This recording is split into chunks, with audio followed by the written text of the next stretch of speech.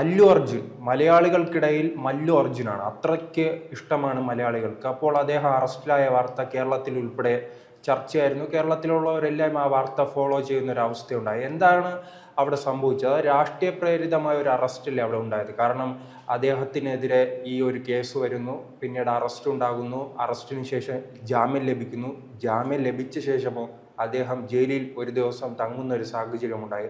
അങ്ങനെ അദ്ദേഹത്തെ ഒരു വേട്ടയാടുന്ന സംഭവമാണോ നാം തെലങ്കാനയിൽ കണ്ടത്? ഉറപ്പായിട്ടും. കാരണം നമുക്കറിയാം, തെലുങ്ക് സിനിമയെ ഒരു അടക്കി വാഴുന്ന ഒരു നടൻ തന്നെയാണ് അല്ലു അർജുൻ. ഞാൻ ഉൾപ്പെടെയുള്ള എല്ലാ യൂത്തുകളും അല്ലു അർജുൻ്റെ എല്ലാ സിനിമകളും, അതായത് അല്ലു അർജുൻ്റെ ഓരോ സിനിമ ഇറങ്ങുമ്പോഴും ഞങ്ങൾക്ക് അത്രയും പ്രതീക്ഷയാണ്. അദ്ദേഹത്തിന് ഈ ഇടയ്ക്കാണ് പുഷ്പയുടെ അഭിനയ മികവിന് അദ്ദേഹത്തിന് നാഷണൽ അവാർഡ് കിട്ടിയത്. അപ്പോൾ ആ ദേശീയ പുരസ്കാരം കിട്ടിയപ്പോൾ തന്നെ പുഷ്പ 2 വേണ്ടിയിട്ടുള്ള കാത്തിരിപ്പിനായിരുന്നു എല്ലാവരും. അങ്ങനെ പുഷ്പ 2 റിലീസായി. ഈ പുഷ്പ 2 റിലീസായി തെലങ്കാനയിലെ സന്ധ്യ തിയേറ്ററിൽ അദ്ദേഹം ആദ്യ പ്രദർശനത്തിന് കാണികളെ കാണാൻ എത്തിയതായിരുന്നു. അപ്പോഴാണ് അവിടെ ഒരു തിരക്ക് അനുഭവപ്പെട്ടത്. നമുക്കറിയാം, ഒരു സെലിബ്രിറ്റി, അതായത് ഇത്രയും അല്ലു അർജുനെ പോലെ ഒരു സെലിബ്രിറ്റി, നമുക്കറിയാം ഇവിടെ കേരളത്തിൽ മമ്മൂട്ടി വന്നാൽ തന്നെ, മമ്മൂട്ടി ഒരു ഉദ്ഘാടനത്തിന് വന്നാൽ തന്നെ അവിടെ അനുഭവപ്പെടുന്ന തിരക്ക് നമുക്ക് കാണാൻ സാധിക്കും. അപ്പോൾ തെലങ്കാന എന്നൊരു സംസ്ഥാനത്ത് അല്ലു അർജുൻ എത്തുമ്പോൾ എന്താണ്, സ്വാഭാവികമായിട്ടും അവിടെ ഒരുപാട് തിരക്ക് അനുഭവപ്പെടാറുണ്ട്. കാരണം കേരളത്തിൽ മാത്രമല്ല, ഇന്ത്യ ഒട്ടാകെ ഫാൻ ബേസ് ഉള്ളൊരു താരമാണ് അല്ലു അർജുൻ. അപ്പോൾ അദ്ദേഹം അവിടെ വരികയും അവിടെ തിരക്ക് അനുഭവപ്പെടുകയും ആ തിരക്കിൽപ്പെട്ടാണ് രേവതി എന്ന് പറയുന്ന 35 വയസ്സുകാരിക്ക് അതിദാരുണമായി അവർ കൊല്ലപ്പെടുന്നതും അവരുടെ മകന് അതിദാരുണമായി പരിക്കേറ്റ ആ കുട്ടി ഇപ്പോൾ കോമയിലാണ്. പക്ഷേ അവിടെ നമ്മൾ ശ്രദ്ധിക്കേണ്ടത്, അല്ലു അർജുൻ വരുമെന്ന്, അതായത് സംഘാടകർ പറയുന്നുണ്ട് അല്ലു അർജുൻ വരുമെന്ന് നേരത്തെ തന്നെ അറിയിച്ചിരുന്നു, പോലീസിനെ വിളിച്ചിരുന്നു. പോലീസ് അവിടെ എത്തിയിരുന്നില്ല. അപ്പോൾ അവിടെ പോലീസിന്റെ ഭാഗത്തൊരു വീഴ്ച ഉണ്ടായിരുന്നു. കാരണം ഇത്രയും ഒരു താരമൂല്യമുള്ള, അതായത് അല്ലു അർജുനെ പോലൊരു നടൻ എന്തായാലും തിയേറ്ററിൽ എത്തുമ്പോൾ അവിടെ ഒരു സുരക്ഷ ഒരുക്കേണ്ടത് പോലീസിന്റെ ഉത്തരവാദിത്തം തന്നെയാണ്. അപ്പോൾ അത് പോലീസിന്റെ വീഴ്ചയാണ്. ഈ തിരക്ക് കൂടി അവിടെ ഒരു യുവതി കൊല്ലപ്പെട്ടത്. അത് അല്ലു അർജുൻ്റെ പങ്ക് നമുക്ക് പറയാം. കാരണം അദ്ദേഹം വന്നതുകൊണ്ടാണ് അവിടെ തിരക്ക് അനുഭവപ്പെട്ടത്. പക്ഷേ അല്ലു അർജുനെ പോലെ തന്നെ അവിടെ പോലീസിനും തുല്യമായിട്ടുള്ള പങ്കുണ്ട്. കാരണം ആ പോലീസ് അവിടെ ഒരു സുരക്ഷ ഒരുക്കിയിരുന്നെങ്കിൽ ഒരിക്കലും അവർ കൊല്ലപ്പെടില്ലായിരുന്നു. നമുക്കത് ചിന്തിക്കാവുന്നേ ഉള്ളൂ. ഇപ്പോൾ നമുക്കിവിടെ ഒരു തിരക്ക്, അതായത് ഓരോ താരത്തിനും ഓരോ ഫാൻ ബേസ് ഉണ്ട്. അപ്പോൾ നമുക്ക് ഇങ്ങനെ ഓരോ താരത്തിനുള്ള ആരാധന കൂടിയാണ് നമ്മളിങ്ങനെ ഫാൻ ബേസ് ആയി. പിന്നീട് ഇവരാണ് നമ്മുടെ ജീവിതം എന്നൊക്കെയാണ് എല്ലാവരും വിചാരിക്കുന്നത്. ഇപ്പോൾ അല്ലു അർജുൻ്റെ കേസ് എടുക്കുകയാണെങ്കിൽ, പിന്നീട് ഈ യുവതി മരിച്ചതിന് ശേഷം അല്ലു അർജുൻ പറഞ്ഞു, കുടുംബത്തിനോടൊപ്പം ഞാൻ നിൽക്കുന്നു, അവർക്ക് ഞാൻ 25 ലക്ഷം രൂപ ധനസഹായം പ്രഖ്യാപിച്ചിട്ടുണ്ട്. അതോടൊപ്പം തന്നെ കുട്ടിയുടെ എല്ലാ ചികിത്സാ ചെലവുകളും. പല നടന്മാരും ഇത്തരം വലിയ പരിപാടികൾ വരുമ്പോൾ തിരക്കുണ്ടെങ്കിൽ അവിടെ നിന്ന് പിന്മാറാനാണ് ശ്രമിക്കുക. പക്ഷെ ഇദ്ദേഹം പിന്മാറിയില്ല. കാറിനുള്ളിൽ കയറി ഈ ആരാധകരെ കൈ ഉയർത്തി കാണിക്കുന്ന ഒരു അവസരം ഉണ്ടായിരുന്നു. അപ്പോഴാണ് ഇദ്ദേഹം പുറത്തു വന്നപ്പോഴാണ് ഈ ജനക്കൂട്ടം അങ്ങോട്ടേക്ക് പാഞ്ഞെത്തിയതെന്നാണ് അവിടുത്തെ പോലീസ് നൽകുന്ന വിവരം. അതെ, പക്ഷേ ഇദ്ദേഹം എത്തിയപ്പോൾ അവിടെ ഒരു പോലീസിന്റെ ഒരു സുരക്ഷാ വലയം ഉണ്ടായിരുന്നെങ്കിൽ നമ്മൾ കണ്ടിട്ടുണ്ട്. ഇപ്പോൾ പ്രധാനമന്ത്രി നരേന്ദ്രമോദി വരുമ്പോൾ പോലും അവിടെ ഒരു പോലീസിന്റെ സുരക്ഷാ വ്യൂഹമുണ്ട്. അതിനകത്ത് നിന്നാണ് നരേന്ദ്രമോദി എല്ലാവരെയും അഭിവാദ്യം ചെയ്യുന്നത്. അതുപോലെ നരേന്ദ്രമോദിയോട് അല്ലു അർജുൻ ഉപമിക്കുകയല്ല. എന്നിരുന്നാലും അല്ലു അർജുൻ ഒരു സൂപ്പർ താരമാണ്. അപ്പോൾ അദ്ദേഹം എത്തുമ്പോൾ ഉറപ്പായിട്ടും അതിന് ചുറ്റും ഒരു സുരക്ഷാ വലയം പോലീസ് ഒരുക്കണം. അതായത് അദ്ദേഹത്തിന്റെ സുരക്ഷാ അംഗങ്ങളെ കൊണ്ട് മാത്രം അദ്ദേഹത്തിന്റെ ഫാനുകളെ തടയാൻ സാധിക്കില്ല. അപ്പോൾ അവിടെ ഉറപ്പായിട്ടും ഒരു സുരക്ഷാ വ്യൂഹം ഉണ്ടായിരിക്കണം. അപ്പോൾ അത് അദ്ദേഹത്തിന്റെ തെറ്റല്ല. ഞാൻ പറഞ്ഞില്ലേ, പോലീസിന്റെയും പങ്കുണ്ട്. രണ്ടുപേരുടെയും തുല്യമായ പങ്കാണ് അവിടെ ആ ഒരു യുവതി കൊല്ലപ്പെടാനുള്ള സാഹചര്യം ഉണ്ടാക്കിയത്. പക്ഷെ പിറ്റേന്ന് നമ്മൾ കാണുന്നത് അതിനാടകീയമായി ഈ തെലങ്കാന പോലീസ് അദ്ദേഹത്തിന്റെ വസതിയിൽ കയറുകയും ഇരച്ചു കയറിയാണ് പോകുന്നത്. അദ്ദേഹത്തെ ആ നിന്ന ഡ്രസ്സിൽ തന്നെ അദ്ദേഹത്തെ എടുത്തുകൊണ്ട് പോവുകയാണ് നമ്മൾ കാണുന്നത്. അതായത് ഒരു തീവ്രവാദിയെ എങ്ങനെയാണോ കൊണ്ടുപോകുന്നത്, അല്ലെങ്കിൽ നമുക്കറിയാം ഒരു കള്ളനെ എങ്ങനെയാണോ ഒരു പോലീസ് സമീപിക്കുന്നത്, അതുപോലെയായിരുന്നു അല്ലു അർജുനെ കൊണ്ടുപോയത്. പക്ഷേ എല്ലാവരും പറഞ്ഞിരുന്നത്, അദ്ദേഹം അന്ന് തന്നെ പ്രഖ്യാപിച്ചിരുന്നു, ഞാൻ മരിച്ച യുവതിയുടെ കുടുംബത്തോടൊപ്പമാണ്. അദ്ദേഹത്തിന് മനഃപൂർവ്വമല്ലാത്ത, അദ്ദേഹം ചെയ്തതല്ലാത്ത തന്നെ ഇതിന് ഒരു തൻ്റെ നിലപാട് വ്യക്തമാക്കിക്കൊണ്ട് തെലങ്കാനയുടെ മുഖ്യമന്ത്രി തന്നെ രംഗത്ത് വന്നിട്ടുണ്ടല്ലോ. ഭരണഘടനയും നിയമവും എല്ലാവർക്കും ഒന്നാണ്. അവിടെ നടന്മാരില്ല, സാധാരണക്കാർ വ്യത്യാസമില്ല. ഏത് നടനായാലും തൻ്റെ ഭാഗത്തൊരു കുറ്റം സംഭവിച്ചിട്ടുണ്ടെങ്കിൽ അത് അംഗീകരിക്കുക, അയാളെ അറസ്റ്റ് ചെയ്യുമെന്ന് സർക്കാർ നിലപാട് വ്യക്തമാക്കിയിട്ടുണ്ടല്ലോ. അതെ, ഇദ്ദേഹം ധനപ്രഖ്യാപനം നടത്തി കഴിഞ്ഞതിന് ശേഷമാണ് ബഹുമാനപ്പെട്ട മുഖ്യമന്ത്രി രേവന്ത് റെഡ്ഡി ഇങ്ങനെ ഒരു പ്രസ്താവന പുറപ്പെടുവിച്ചത്. പക്ഷെ നമ്മൾ ഇതിന് മുന്നേ, അതായത് ചേട്ടൻ തന്നെ പറഞ്ഞായിരുന്നു, ഇതിന് പിന്നാലെ അല്ലു അർജുൻ്റെ അറസ്റ്റിന് പിന്നാലെ ഒരുപാട് ആരോപണങ്ങൾ പുറത്തു വന്നിരുന്നു. അതായത് പാർട്ടികൾ തമ്മിലും ഒരുപാട് രാഷ്ട്രീയ പ്രകോപനം മൂലമാണ് അല്ലു അർജുൻ അറസ്റ്റ് ചെയ്തെന്നുള്ള പല ആരോപണങ്ങളും വന്നായിരുന്നു. അത് തന്നെയാണ് കാരണം. നമുക്ക് നേരത്തെ അറിയാം, അതായത് അല്ലു അർജുൻ കഴിഞ്ഞ പ്രാവശ്യം YSRCPക്ക് വേണ്ടിയിട്ടും BRSന് വേണ്ടിയിട്ടും തെരഞ്ഞെടുപ്പ് പ്രചാരണം നടത്തിയിരുന്നു. അതിനെതിരെ അദ്ദേഹത്തിനെതിരെ തെരഞ്ഞെടുപ്പ് ചട്ടലംഘനത്തിന് കേസും എടുത്തിരുന്നു.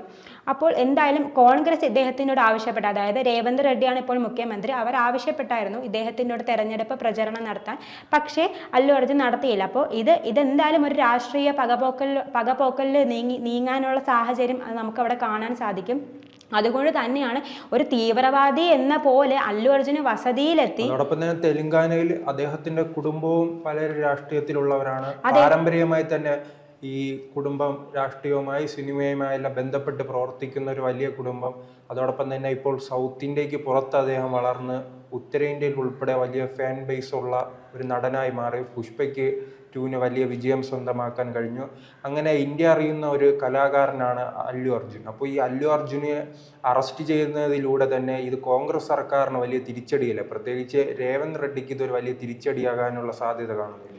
ഉറപ്പായിട്ടും ഈ സംസ്ഥാനങ്ങളുടെ പ്രത്യേകത എന്ന് പറയുന്നത് അവിടുത്തെ ജനങ്ങൾ ഈ സിനിമയിൽ കാണുന്ന നടന്മാർ തന്നെ തങ്ങളെ ഭരിക്കണമെന്ന് കൂടുതൽ ആഗ്രഹിക്കുന്നവരാണ്. നമുക്കിപ്പോൾ തമിഴ്നാട് തന്നെ എടുത്ത് നോക്കിയാൽ അതിന് ഏറ്റവും വലിയ ഉദാഹരണമാണ് ജയലളിത മുഖ്യമന്ത്രി ആയത്. ഇപ്പോൾ വിജയ് എന്തായാലും അടുത്ത നിയമസഭാ തെരഞ്ഞെടുപ്പിൽ മുഖ്യമന്ത്രി ആവുമെന്ന് എല്ലാവർക്കും അറിയാം. അപ്പോൾ അദ്ദേഹത്തിൻ്റെ സിനിമകളിലൂടെയാണ് ഈ ജനങ്ങൾ അദ്ദേഹത്തെ ഇഷ്ടപ്പെട്ടു തുടങ്ങിയത്. അദ്ദേഹം സിനിമയിലൂടെ തന്നെ ജനങ്ങളുടെ നേതാവായതുപോലെ ജീവിതത്തിലെ നേതാവാവണമെന്നാണ് എല്ലാവരും വിചാരിക്കുന്നത്. അതുപോലെ തന്നെയാണ് തെലങ്കാനയിൽ നമ്മൾ നോക്കിയാൽ അല്ലു അർജുൻ ഇത്രയും ഫാൻ ബേസ് ഉണ്ട്. അപ്പോൾ ഉറപ്പായിട്ട് അല്ലു അർജുൻ തങ്ങളുടെ നേതാവായിട്ട് വരണമെന്ന് ഇവർക്ക് ആഗ്രഹം കാണും. ഇപ്പോൾ അല്ലു അർജുനും രേവന്ത് റെഡ്ഡി മത്സരിക്കാൻ നിന്നാൽ ഉറപ്പായിട്ടും അവിടെ അല്ലു അർജുന് ജയിക്കത്തുള്ളൂ. കാരണം അല്ലു അർജുൻ്റെ ഫാൻ ബേസ് അത്രയും കൂടുതലാണ്. ഇപ്പോൾ ഒരു അറസ്റ്റ് ഇങ്ങനെ രേവന്ത് റെഡ്ഡി സർക്കാർ കൊണ്ടുവന്നു. പക്ഷേ ഇവിടെ രേവന്ത് റെഡ്ഡി സർക്കാരിനെ തന്നെയാണ് തിരിച്ചടിയാകുന്നത്. കാരണം നമുക്കറിയാം പുഷ്പ 2 എന്ന് പറയുന്നത് ചിലരെ സംബന്ധിച്ചിടത്തോളം ഒരു സംതൃപ്തി ഇല്ലാത്ത സിനിമയാണ്. കാരണം അതിൻ്റെ റിവ്യൂകൾ കേട്ടായിരുന്നു വലിയ മികവില്ലാത്തൊരു സിനിമയാണ്. കല വെച്ച് നോക്കിയാലും മികവില്ലാത്ത സിനിമയാണ്. പിന്നീട് ബാഹുബലി, KGF പോലെയുള്ള സിനിമയോടെ പിടിച്ചു നിൽക്കാൻ വേണ്ടി എടുത്തൊരു സിനിമ എന്നാണ് പുറത്ത് വരുന്ന റിപ്പോർട്ട് അനുസരിച്ച്. അപ്പോൾ എന്തായാലും ഇത്തരത്തിൽ പുഷ്പയ്ക്ക് ഒരു നെഗറ്റീവ് ഇമേജ് ഉള്ളപ്പോൾ തന്നെ ഇദ്ദേഹത്തിൻ്റെ ഈ അറസ്റ്റ്, അതായത് അല്ലു അർജുൻ്റെ അറസ്റ്റ് പുഷ്പ 2 എന്ന സിനിമയ്ക്ക് കൂടുതൽ ഹൈപ്പ് കൊടുക്കത്തേ ഉള്ളൂ. ഇപ്പോൾ തന്നെ അത് 1000 കോടി ക്ലബിൽ കയറി കഴിഞ്ഞപ്പോൾ ഈ ഒരു അറസ്റ്റും കൂടെ ആകുമ്പോൾ സിനിമയ്ക്ക് കൂടുതൽ ഹൈപ്പും ഉണ്ടാകും. അല്ലു അർജുൻ്റെ ഒരു ഇമേജ് അല്ലെങ്കിൽ അല്ലു അർജുൻ്റെ പ്രതിച്ഛായ കൂടുതൽ വർദ്ധിക്കുകയുമാണ് ചെയ്യുന്നത്.